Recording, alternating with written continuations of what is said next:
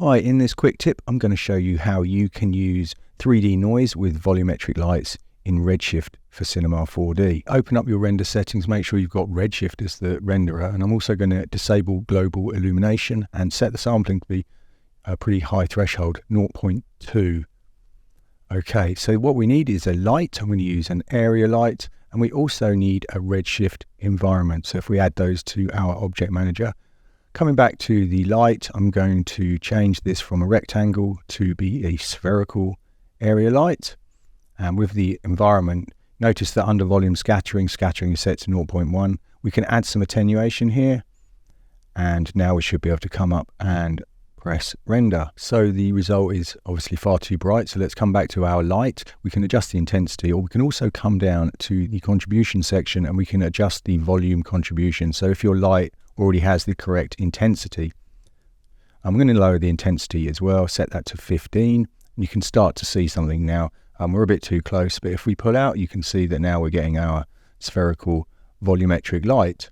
Next, in the material manager, create Redshift material, but choose from utilities and choose the noise volume. And you can see that creates the output node that we need. You have that with, but it also creates this noise volume, which is just the Redshift noise.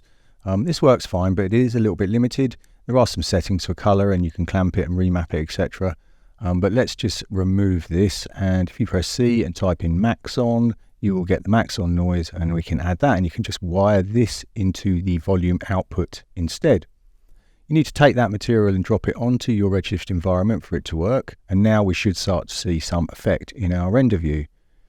Let's just come in a little bit closer so we can see that noise, and you can see that there is some noise in the volume. Now we can have some fun with the noises. We have all these different noise types to choose from. I'm going to choose SEMA to start with because it's pretty high contrast, and we can adjust the scale of that depending on your scene. Will obviously depend on the size you need to make it. So you can see the effect of that noise already. It's looking pretty cool, and obviously it's 3D, so we can move around, we can rotate around, we can fly through that noise pattern. We can adjust the scale on individual axes, and you can also clip it, etc. For this noise, you don't really see too much difference, but for some of the other noises, you will.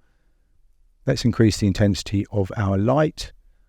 Okay, so let's have a look at some other noises. Let's, for instance, maybe displace Voronoi, and you can see there it's a lot less contrasty, where we could increase that. We could also try something like mod noise, where you get that sort of cellular result, which is pretty bizarre.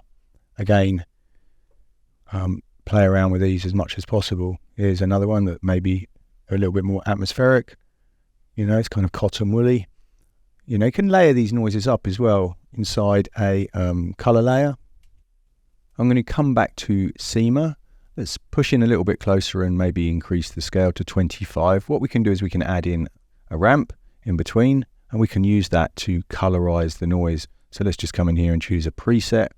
Okay, and let's right click on here and choose invert gradient. And you can see that now we're getting some of that blue tint within our volumetric light.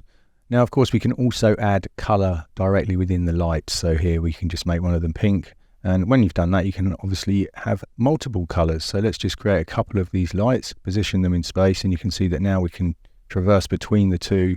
We can get these really lovely mixes of colors. So thank you for watching. I hope you enjoyed that, and please don't forget to subscribe and visit hellolux.com for some of our free or professional training.